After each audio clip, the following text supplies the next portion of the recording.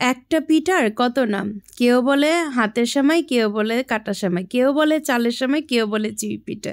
আচ্ছা যাই হোক, তারপরও আমি বানাতে পেরেছি, এটাই হচ্ছে আলহামদুলিল্লাহ।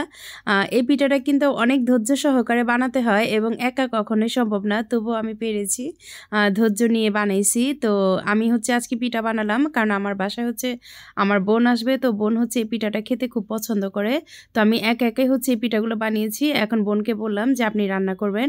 তো বড় একটা হাঁড়িতে আস্ত একটা পাটালি গুড় দিয়ে পানি দিয়ে দিয়েছি। তো তারপরে হচ্ছে এরকম গুড়ের শিরা হয়েছে, উপরে নারিকেল দিয়েছি, তারপরে পিঠাগুলো ছেড়ে দিলাম। এর মধ্যে দিয়ে দেব কিছু দুধ। তো সেটা হচ্ছে আমি ক্যামেরাতে নিতে পারি নাই।